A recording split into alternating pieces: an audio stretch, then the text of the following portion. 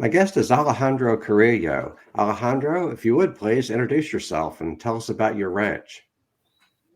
Hello, Hart. Thanks for giving me the opportunity to share some of our experiences in the Chihuahuan Desert.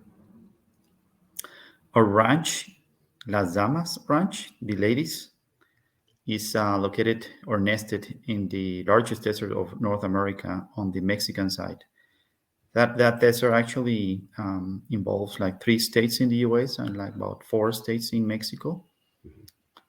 And we've been working with we have a cattle ranch, a cow calf. Been working for at least 12 years under holistic management and regenerative principles of the ranch, and we have seen really a lot of great benefits of doing so. I see. So you just traveled around different places in the world with Ray Archuleta, Ray the soil guy Archuleta. If you would please tell us about your trip. Yeah, sometimes we are collaborating, we're helping each other. So I do take some engagements on grazing management, holistic management, rangeland. Ray takes a lot of engagements on soil health and cropland. But sometimes, we have some people that wants to hear about both worlds and that they also relate to each other. So yeah, I've been working with. We've been visiting some countries lately. It's been I really usually like the Western U.S., but also South America and the Arabs, the Arabian Peninsula. Hmm. I see. So you have some experience in turning deserts into a grassland. So, Alejandro, how do you turn a desert into a grassland? I think most people don't know that most of our deserts are man-made. They're deserts because humans made them that way. And if humans made them that way, then maybe we have the power and the ability to turn them back into grasslands so that they're functioning ecosystems. So, have you seen some of that take place at Las Damas Ranch? And how does that work? Yes, Hart. I mean, it's not only Las Damas. It's multiple. Many ranchers now are on board on greening the deserts. um, what seems to be impossible. But I think you mentioned something very important. What is the ecological historical perspective? We do have writings, at least in North America, on when the Spaniards came. And when the Spaniards, the colonizers came, they saw really incredible land. I mean, they saw these beautiful, tall grasslands all Mhm. across the whole North American continent, from central Mexico all the way to almost even some parts of Canada. There were, see, there's, if you see the saddle that they brought to this world, they used to use what they call tapaderas, which they cover the stirrup, they cover your boots. So we always believe that those were to protect your boots from thorns, but they used those to prevent the boots from getting moisture from the tall grasses that were almost like the as tall as the as your saddle. Mhm. So we start from there and we say, we also been able to green the desert thanks to animal impact and the long rest periods. And the seed bank, incredible, after 50, 100, 200, 200 years, the seed bank is there. It just nature protects the seed bank by forming a hard pan on top, Mhm. and it kind of put the Mhm. seed bank on a vault. So yeah, the Las Damas is just one example of great examples that we have in all across northern Mexico and some parts of the U.S. It's pretty amazing. It's pretty amazing because remember this: you also brought not only you not only are working for to keep ranchers on the land, but also you are changing the habitat, the original habitat, and then that means that a lot of species or endangered species are just thriving nowadays, including species related to water, like the desert box turtles and the golden eagles, and so on. So it's really something really exciting. So many issues there I'd like to follow up on. One is the ability of ranchers to create wildlife habitat.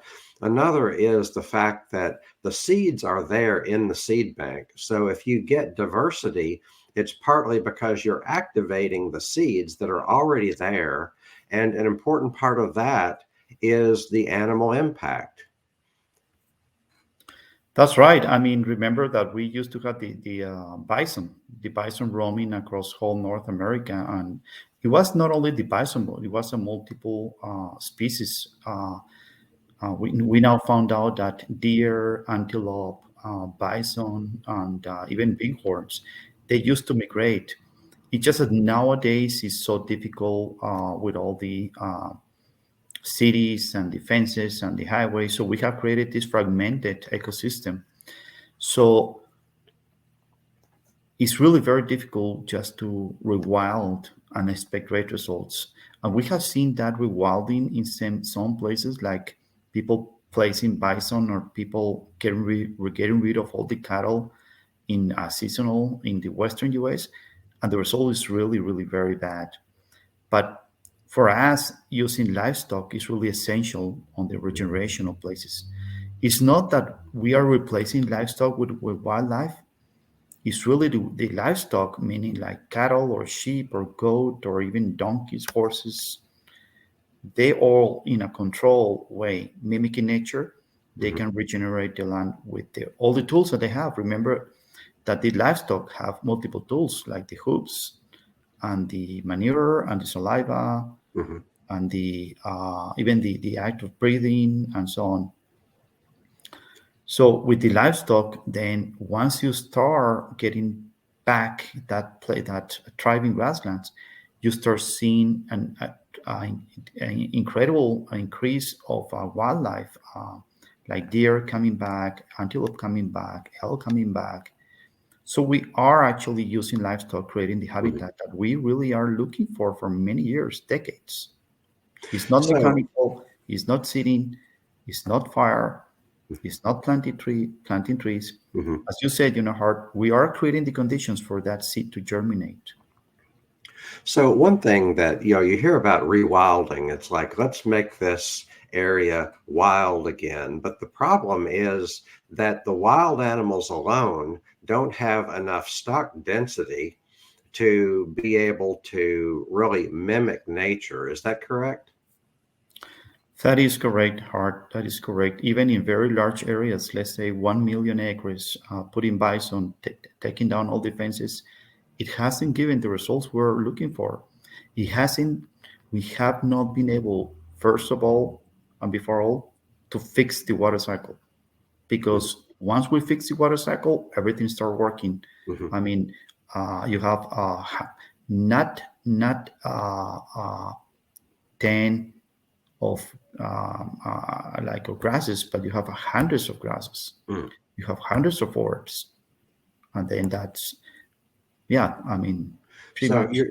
you're saying that when you fix the water cycle, a lot of other things happen because all living things need water. Animals need water, plants need water, fungi need water, microbes need water.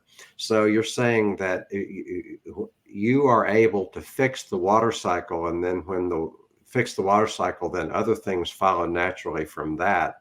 So how do you fix the water cycle? Yeah, it's incredible. Even let's consider the insects. It's amazing. I mean, Mhm. the dung beetles and the termites, who are, let me put it this way. Let's just talk about one livestock so we simplify the cow, Mhm. right? The cows. The cows do a great job, but if we don't have the insects to finish what the cow started, like working the cow pie and putting that cow pie into the soil, and then whatever is remaining, let the termites finish the fine work, then we're just working like a half, or the returns. But in order for those insects to work at the best, we need to fix the water cycle. And now you ask, Hart, how about the water cycle? Well, first of all, we need to be able to infiltrate more water Mhm. because at least in our state, the state of Chihuahua, Mexico, we did a Mhm. study statewide where we are only filtrating between 35% and 40% of the water. Think about it. If I'm telling you that in my ranch I get 10 inches, reality I'm only getting 4. Yeah. That's why we're in this ongoing drought. We're Hmm. never able to get over the drought. So the first thing is to open the soil, to get the soil, get air in the soil, get that soil porosity. How? We have thousands of years believing that we have to use mechanized ways to open the soil, to rip the soil, to plow the soil, but it doesn't work that way. I mean, the way it works is we need to extend the green season with proper management. Just for you to know, in the Chihuahuan Desert, nowadays we only got rain for 3 months. Before we started this, when we were conventional ranchers, we only have green for 3 months. That's it. And what is the problem of not having green year round? The problem is that the microbiology, specifically the mycorrhizal fungi, the one that help us create aggregates, which in turn help us create this air in the soil, which will help us infiltrate more water. Mm. They need to be fed the whole year round because they change every 27 days. So if we don't have something green, like a perennial grasses, healthy perennial grasses that are going to be green year round, cool and warm seasons, then we will not feed the microbiology, which in turn will not create the aggregates and so on. So the first thing is improve the effective for rainfall. Then once you got that water in the soil, the plants are going to take it and no evaporation, evapotranspirate that Hmm. into the sky, and then you start seeing the water cycle working. It's kind of So, complicated to tell you like in 5 minutes, but that's in general how it works. right. So you're saying that you are able to increase your infiltration rates by restoring the soil porosity, so that when it does rain, if you get 10 inches of rain per year, then you're getting all 10 inches instead of 25 to 40% per year, which would be 2.5 to 4 inches per year. So how do you make that happen? Well, what we need in most ranches, rangeland is biology. Hmm. We don't need chemical stuff. We need Hmm. biology, and the cow is the one bringing the biology. The cow is bringing the biology by Hmm. breaking the hard pan with the hooves, Hmm. by cutting the grass and the saliva effect that interchange, by putting the manure full of microbes, and then the insects taking that cow pie and putting it into the soil. Feeding the microbiology. Pretty much our whole work is how can we feed the microbiology, and the livestock is the one taking care of feeding the microbiology, and then strengthening the grasses, and then the grasses are going to be the ones that are going to be putting these exudates into the microbiology. So you're saying that what the land needs, at least in your case, what the land needs is biology. And the cows, for example, that's not the Hmm. only livestock you have, but cows, Hmm. for example, bring the biology. They have the hoof impact, which breaks the hard pan. They have manure and urine, which provides the biology, like the biology in their gut gets pooped out and peed out, Hmm. and it lends its biology to the soil, so that then the soil has biology, and somehow that biology increases your infiltration rates and increases your ability for the rain to get absorbed into the ground and stay there and lengthen your growing season, your green season. Yes, Hart, and we need to remember that there's symbiosis between Mhm. the let's say, just talk about grasses, but there's many other plants like forbs. But let's talk about grasses. So really, grasses, in order to be nurtured, they depend on the microbiology, and the microbiology, in order to get fed, they depend on the grasses, on the photosynthesis. So they help each other. They help each other. And then that microbiology, which, let's say, the mycorrhizal fungi, that stores water on a place where the grasses can use it when it doesn't rain. That's why we can go for 9 to 10 months with no rain, and our grasses are going to still be green because those aggregates going to store water. Let's say, think about it hard. What happened in sand dunes, in sandy soil? Well, the water, the microbiology stores the water. It doesn't let the water get all the way down. It stores the water where the plant can use it. Right. So your soil soaks in the rain because it has the biology that it takes to give the soil structure. And then when Exactly. so and that porosity is like about half of good soil is porous, and that means it's air or water. So even when it hasn't rained for a long time, the plants have water available to them. And they have biology available to them as well. And that's possible, you're saying, because of the animal impact. Yes, I mean, really hard. It doesn't matter how much rain you get. I got only 10, but we've been in places in more the dry tropics or the tropical where they got 200. Mm-hmm. And the root system is very shallow, even with 200. I mean, it's completely unrelated actually to how much water you get. Mm. It's how much water you can infiltrate. It's how porous your soil is.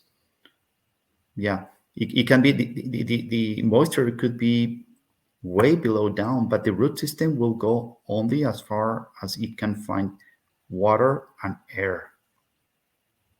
So, what would you like to see on a larger scale? How can people uh, adopt your methods, and how can they get started? People that want to get started, maybe philanthropists want to sponsor this work, maybe existing ranchers want to utilize your methods.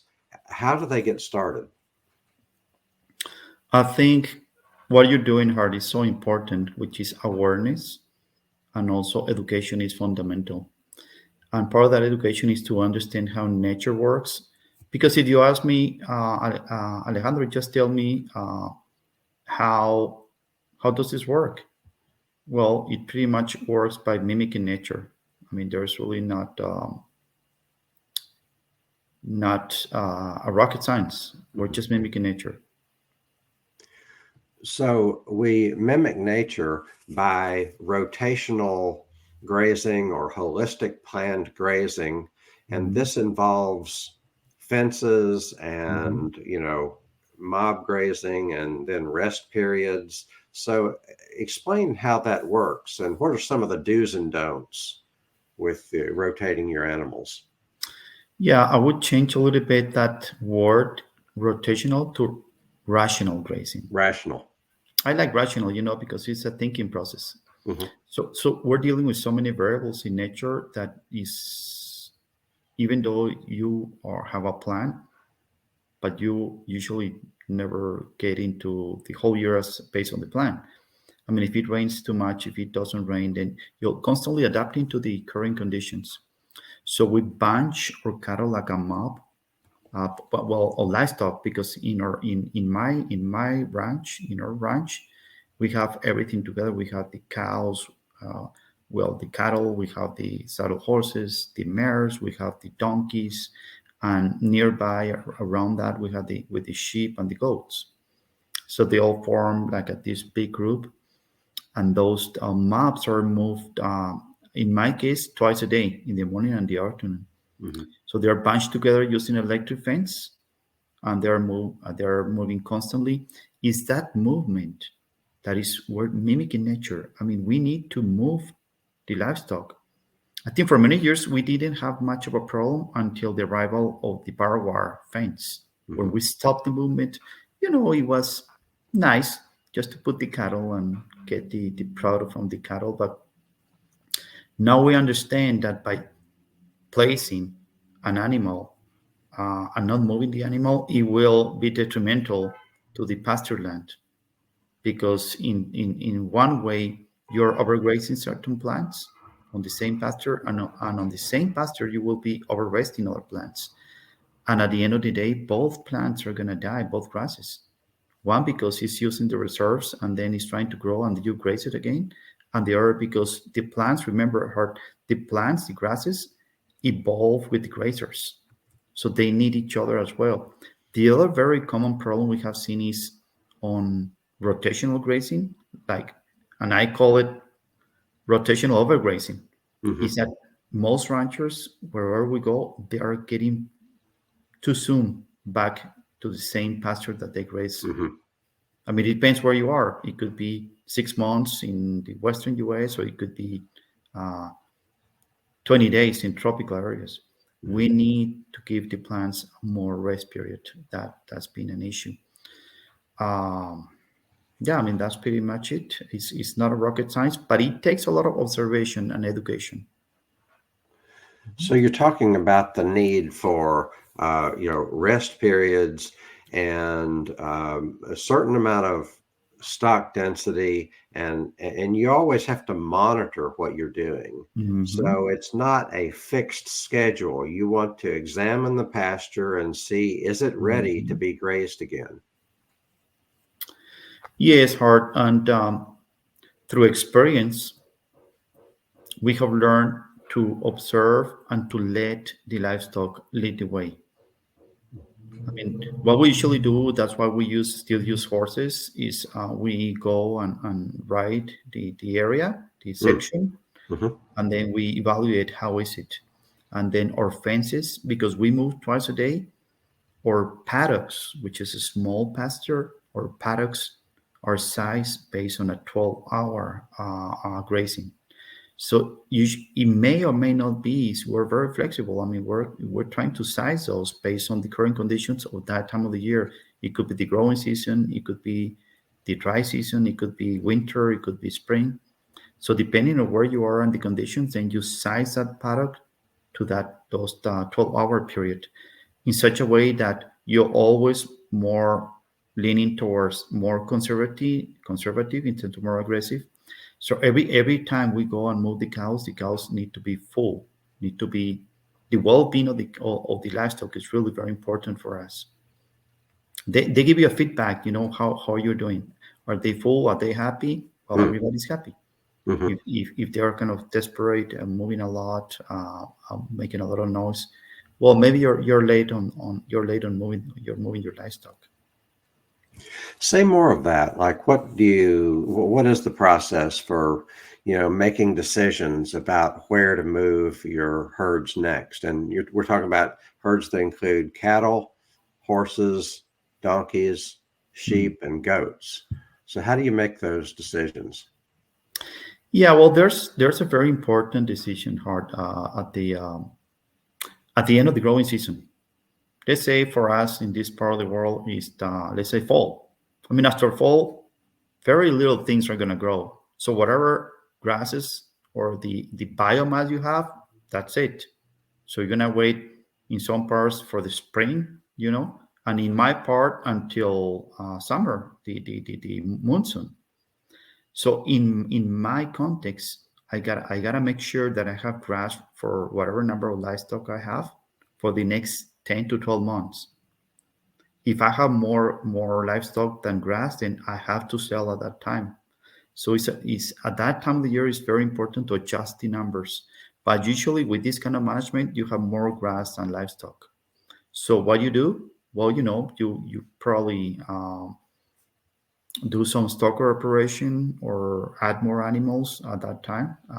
Because remember, the cows and all this livestock is a way to sell your grass. It's a way to sell your grass at some point. And the decisions are actually, as I was telling you, is made every day.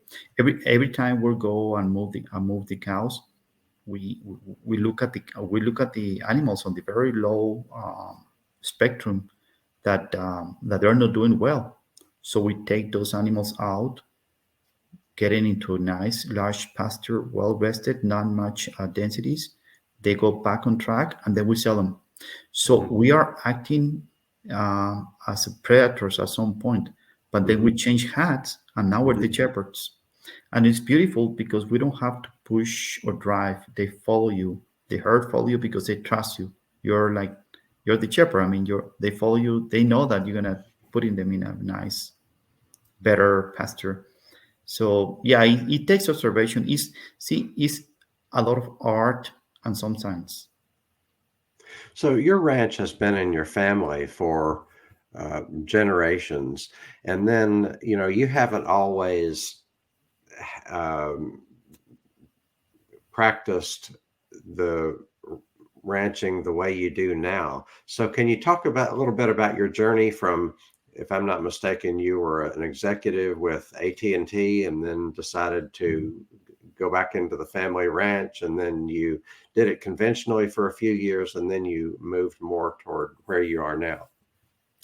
Yeah, Hart, we I spend my summers at the ranch. I tell people maybe I was watching too many Western movies and I want to play the cowboy. And I really enjoy going all the summers on these big ranches and when I did ask my dad what if I should study something related to animal science or agronomy or something, he said, no, study something else. Hmm. I don't know what. And I was curious about the computers. I mean, they Hmm. were kind of new tools at that time. So I got my degree on computer science in Mexico.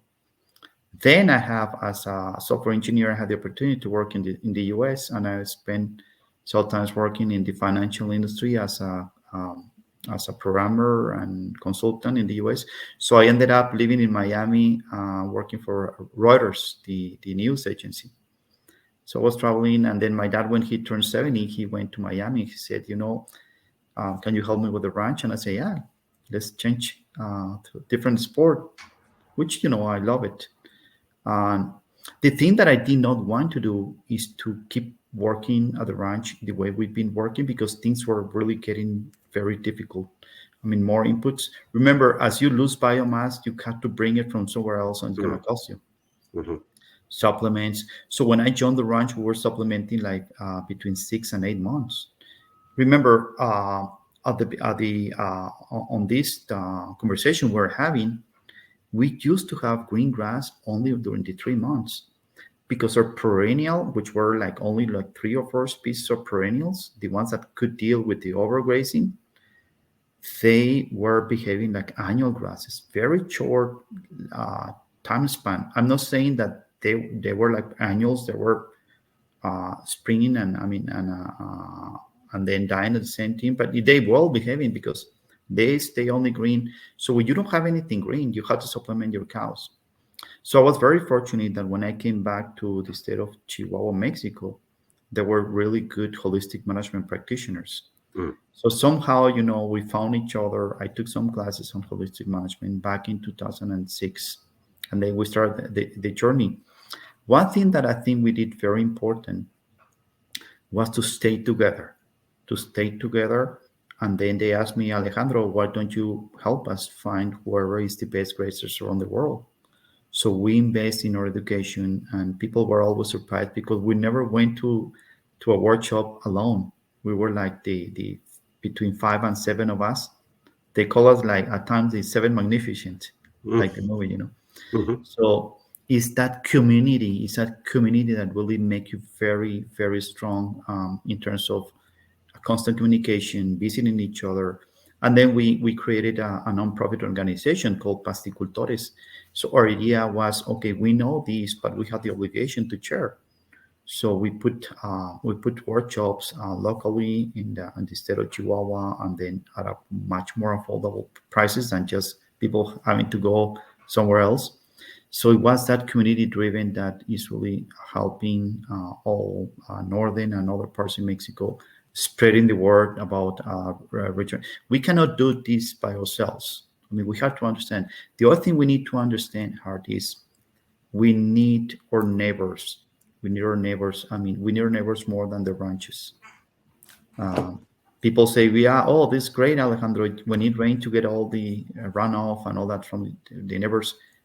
Is nice short term, but I think long term is not good. We need to be thinking about how we can spread this to start with the neighbors and then communities and so on. So how do you propose to do that? Well, keep educating and also respecting each other, and be humble, because we work with the United Nations. We work with a lot of conservation organizations like the Nature Conservancy and the Breakers of the Rockies, and things are changing for good. I think there was a point where there was not much communication between ranchers and conservationists, Hmm. and I mean I understand at some point, because the very conventional ranching Hmm. is detrimental, to the soils and to the grasslands. But nowadays, for example, at Las Damas, at our ranch, where we moved from three kinds of grasses to more than 100 different grasses, from no forbs, only weeds, because you had these very toxic weeds. Nature really gets really aggressive when we don't work with her. Hmm. The problem is we're not speaking the same language. Nature is telling us, hey, Alejandro, you're not doing a good job. I'm going to send you thorns. I'm going to send you nauseous plants. It's going to kill your cows. You're going to get out of here. And you know what we do? We keep fighting nature, and we Hmm. keep killing. As Gabe Brown said, every Right. morning I wake Hmm. up, I was thinking on what to kill. No, every morning we wake up, we need to think about how we can promote more life. So So, ranching can be a process of how do I work with nature instead of how do I work against nature. yeah, I think it's that we need to observe the indicators. As I was telling you, Hart, if things are getting really bad, like very hot temperatures, a lot of thorns, a lot of encroaching of, it's our management. I mean, I don't know why we think that, oh, I've been encroached by this and that plant. No, nobody's been encroached. Your land is a reflection of you.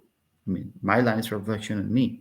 I want to have a beautiful, thriving grasslands like a savanna with a regulating temperatures, with no problem with the water rainfall. Because when I joined the ranch, I got 20 inches. That was just incredible amount of water. You know what I did? Nothing. It just ran off and it has destruction. Nowadays, with 6 inches, I can tell you I'm done for the year. So think about the difference. It's just incredible. So talk about some of the wildlife that you've seen return. Yeah, it's pretty amazing. It took me like 10 years to see some of the wildlife that I'm seeing now almost every day. Mule deer, golden eagles, obviously cougars or mountain lions, bobcats, uh, wild pigs, the peccaries, foxes, coyotes, a lot of hundreds of desert turtles, Mhm. rabbits. I mean, it's just foxes. It's pretty amazing. It's pretty amazing what we're seeing. Antelope. So we created a habitat for them. Snakes, rattlesnakes.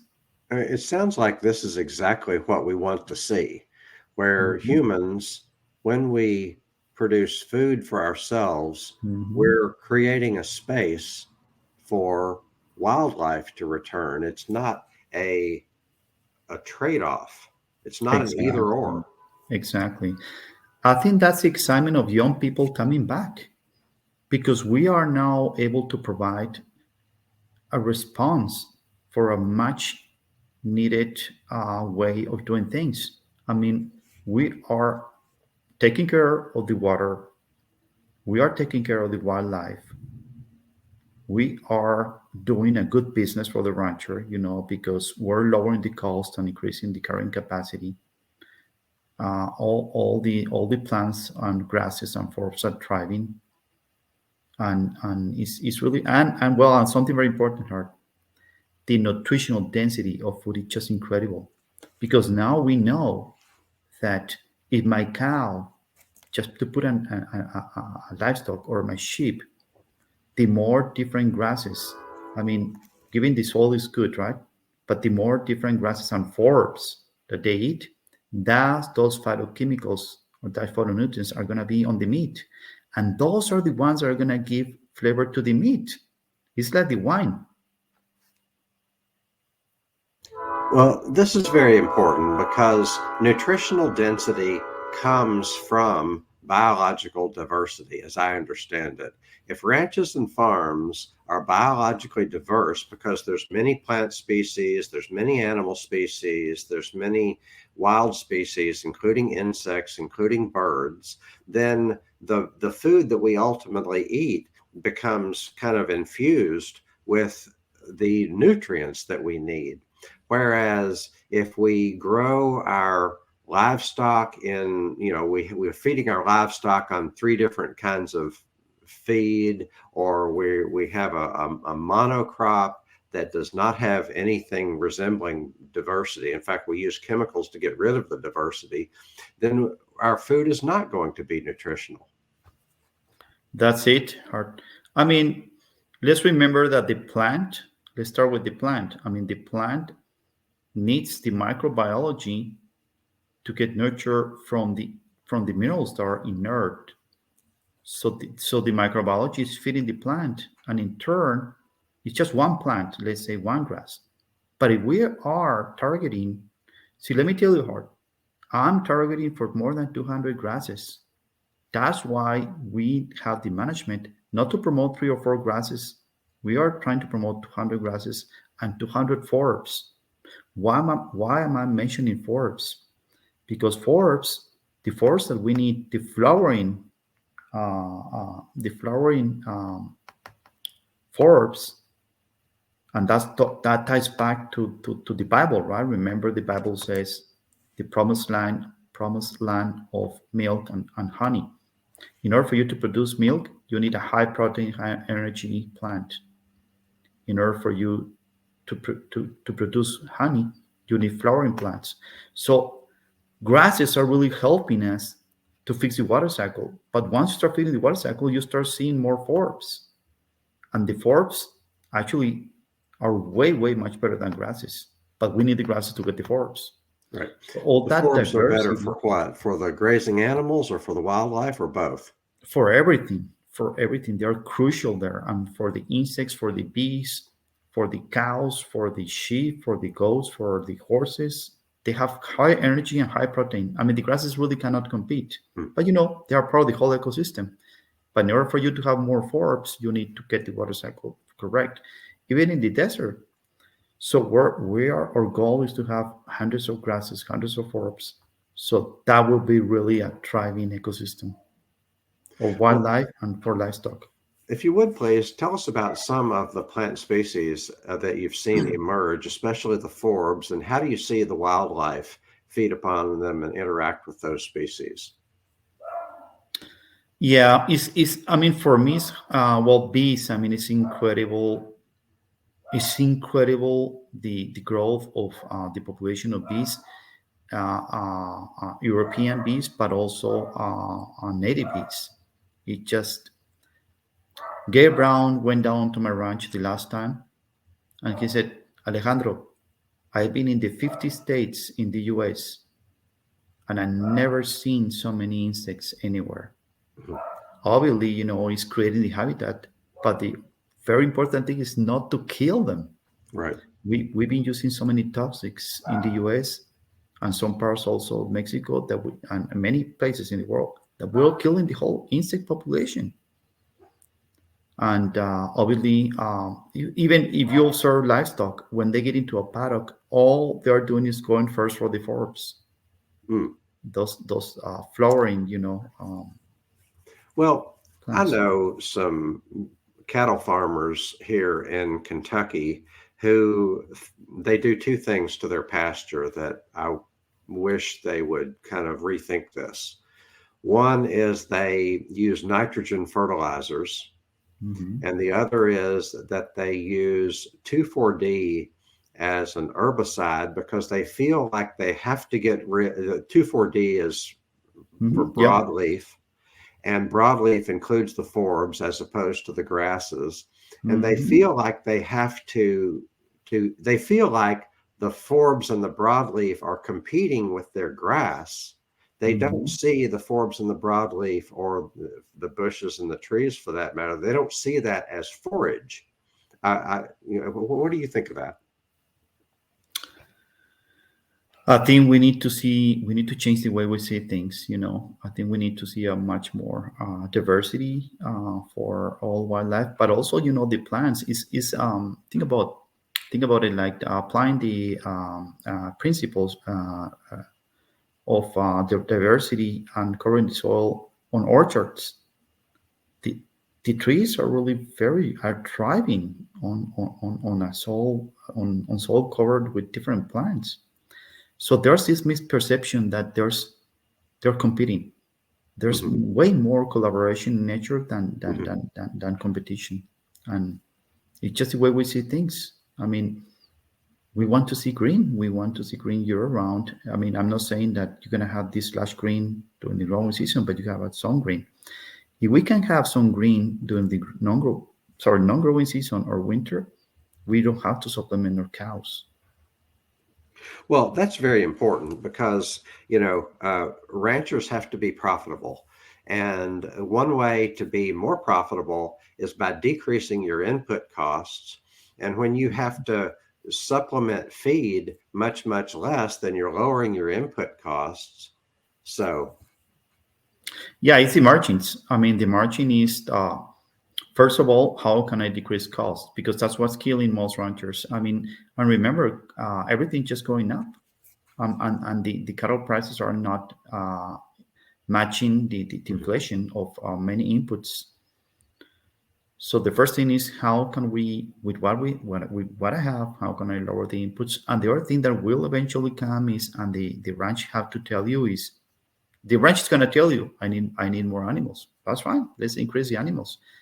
But it's really that being a low cost producer, not even getting to the grass fed market, which will be a natural step. mhm. But the ranch itself has to be profitable in order to be sustainable. So there's a transition period, or there's like a continuum where you start maybe with a lot of supplemental feed, and that's where you are for now, and you have to be there for now. But you Mhm. use the supplemental feed and the management decisions to increase the growing season of your forage, et cetera, and then you can reduce your supplemental feeding, right? Yeah, there gotta be a goal. I mean, if you're supplementing, you're putting hay, you're doing bell grazing. It has to be a goal of trying to reach that point of how can I wake up the microbiology, how can I increase biomech, how can I wake up that seed bank that is there. And that's why our recommendation has always been, don't start with the whole ranch. Try to set apart certain places, hopefully your best places, not the worst, the best. We have to start on the best places. We have to do some density when we start, because if you don't have enough density, then the results are going to be very marginal. Even if you just do it for a week, we we need to be more experimental. We Mm, need to see our ranches as labs, mm, laboratories, mhm. and we're not doing enough experiments. I mean, I remember that at least on the Western US and many places in the US and other places, we only have one chance per year. So why don't you try with bale grazing? Why don't you try with these densities for a week? Why don't you have plots or pilots, several pilots, and then just keep what it works? Because every ranch is different. We cannot tell you a formula. You have to develop your own based on your management and your land. So, can you give me an example of some of the experimentation that you're talking about? Yeah, for example, what we call the inclusion zones. You go to a place, let's say a corner of your pasture, you put a corral, but it's actually like a with electric fence, and you put all your cows there. You don't need water, nothing. You put your cows there for a couple of hours at high densities, let's say 500,000, because you're pretty much penning your cows. Leave that place in the Western US, leave that whole place for 1 year. Not a single animal, not a single animal. And then you see by yourself, did it increase in diversity? Did it increase in basal area? Did it increase biomass? And then you graze again the next year. I mean, just once a year, or set aside a piece of your one of the pastures where you already has water, and then move your cows. Calculate how much does it take to move your cows every day on the size, and then you just adjust. Do it just for 1 week, and then protect that area as well, for a full year. So this experimentation across the ranch, hopefully on the most visible, easier, uh, um, less costly, the cheaper, and then you start from there. I mean, but we ranchers are convinced by results. We're not convinced by just giving them a speech, and they need to try on their own land and hang around with like-minded people. Right. And so, what is a chance? What is an opportunity, a specific opportunity?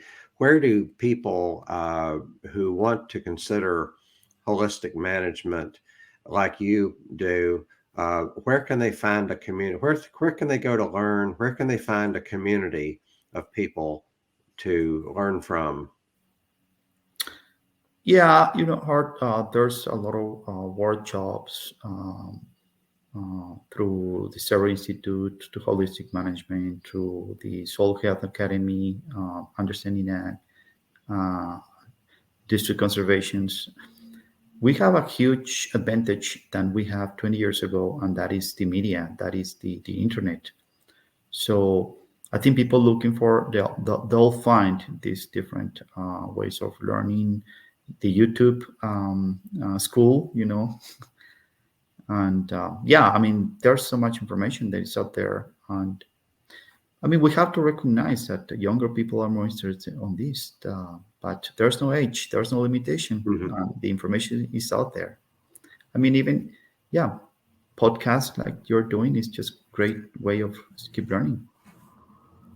One thing that's interesting is that plant diversity is good, but you don't have to.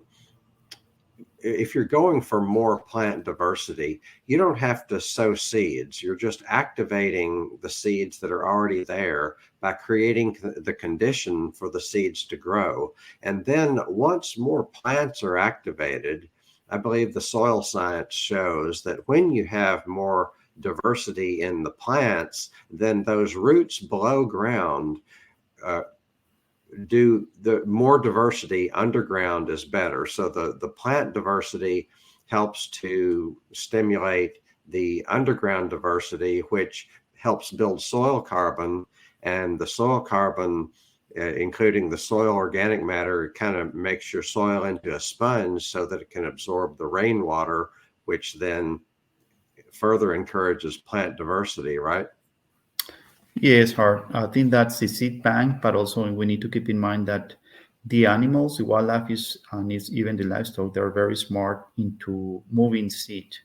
Mm. Birds, even mice, livestock, wildlife, they move seeds Mm. everywhere. I mean, one thing is the seed bank, but there is the whole, all insects, bats. My God, they know how to seed and harvest. It's Mhm. pretty amazing. You can even observe that in the cows. The cows eat here, and then they go and put all the manure in bare ground. So yeah, That's interesting. The plants, both plants and animals, are more proactive than we give them credit for. And hmm what you're describing is where a lot of plants, most plants, I would say, they want their seeds to be eaten and carried and pooped out. And so, and the animals want to spread and propagate that which they depend on. So when you're talking about hmm mice and bats and birds and even cattle are smart at going and eating the seeds that they want to propagate and then hmm pooping them out at some distance, and that's good. So yeah, that's been done for millennia. So yep, so you're saying humans have consciously done that for millennia, or the animals?